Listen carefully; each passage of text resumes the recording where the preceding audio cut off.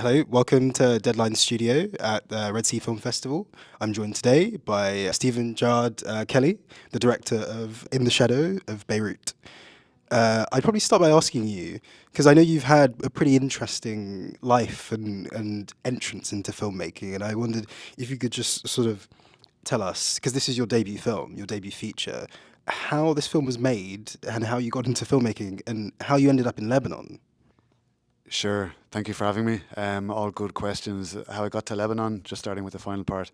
I moved there because my partner in 2015 took a job there, and I knew that my life was better with her in it, so I followed her there. And then the filmmaking process, I never set out to make a film. I, in 2015, having arrived in Beirut, I bought a bicycle and I started to ride around the different parts of the city. And after a few weeks, I came into Sabra, one of the neighborhoods in the film, and by luck, I became friends with somebody there who brought me into his family. He was a similar age to me, a Palestinian gentleman whose mother fled Nakba in 1948, and then settled in the neighborhood of Shatila. And then just by her being the matriarch of the family, nearly bringing me in, probably feeling sorry for me, not knowing any Arabic then, being new in the city, and sort of brought me into the family, and I got to know from the grandkids up to her so well. And then at about the 3 year mark in 2018, when I had a command of Arabic that I could move, nobody in the film speaks English, so every day I was immersed in Arabic in a very different culture.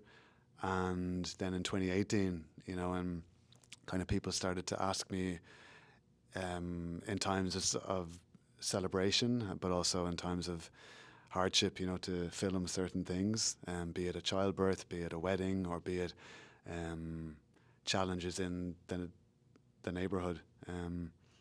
And I started to film more when there was this sort of deep level of trust both ways. From my side, it was that I I don't want to film you if I don't know you, So, and it was about being human first, and then, from 2018 to 2022, filming more and more focused and more like with a filmmaker cap on, learning by doing, and with the guidance of a great team that saw the footage that I'd recorded solo, so they came on board then, and Miriam Sassine of Aboot Productions in Lebanon, and then Gary Keane, my co-director, and Brendan Byrne from the Irish side, and then it was a Lebanese Ireland sort of small team that worked on it and made it the film it is today.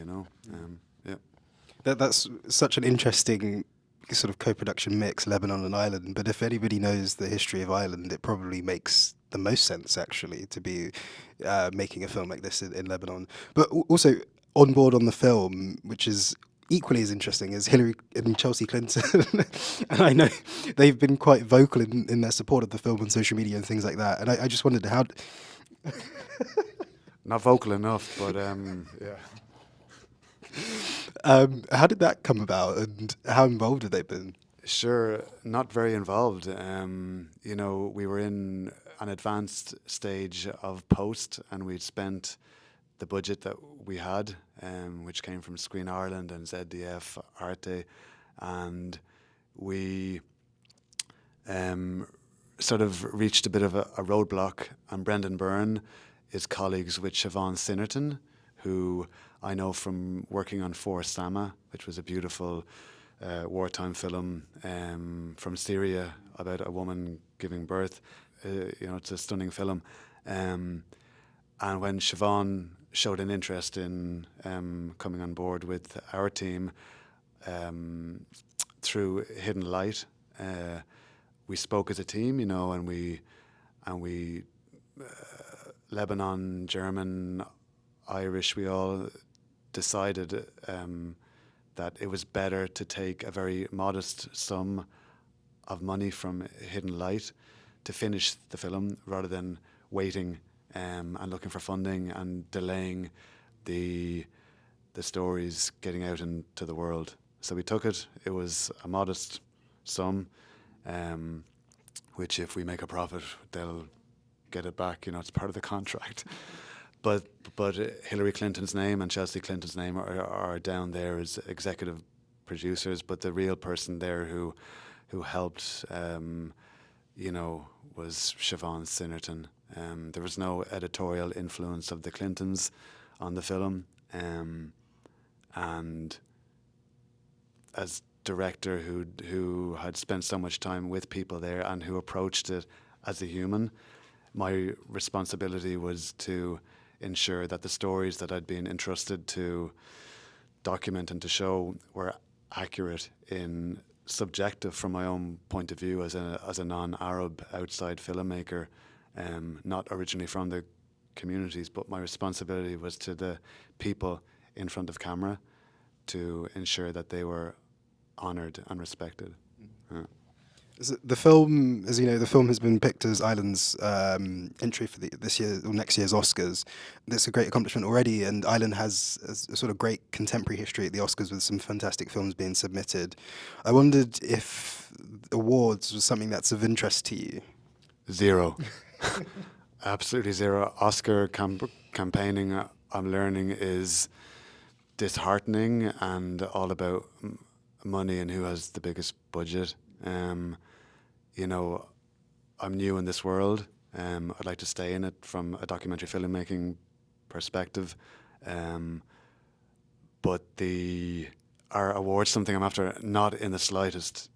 Zero. I didn't go into this with thinking of any awards or golden statues or recognition. But what awards do is that they get eyes on the film. It's more spoken about because we don't have a budget for any reasonable campaign, quote unquote. So it's very much word of mouth, and for audiences, anybody who sees the film is bowled over by it. And especially now, you know, with the violence in the Middle East and with sort of a very low point on empathy and compassion, the biggest win for me is that audiences see it and pause the next time that they see somebody or read an article and just connect more at a human level to communities that we often other or push away, you know. Awesome. And one final question. I wondered, what do the people who are featured in the film think of the film and how they're portrayed? Have you spoken to them? Sure. No, they're all aware I'm here at the Red Sea Film Festival. Anywhere I go and we have a screening, you know, I take selfies of me and the audience to share with the people in the film. This is a different world. This is a new world for me, and it's a very different world for people who are in the film. So they're happy for the film. They're happy for the team who worked on it. And ultimately, my Oscars will be when we screen it in Beirut in January with people in the film. A private screening and a celebration and a sharing of food. And that's my Oscars, you know. The people I hold dear to me, you know, they're lifelong friends, and not just people in the film, but the communities of Sabra and Shatila and wider Lebanon. My 5 years there full time were nothing short of being welcomed and incredibly rich in ways that the film is nearly just a byproduct. Like it's a bonus, but it's not about the film for me. It's about people and connecting. Yeah. Awesome. Thanks for joining us. Thank you.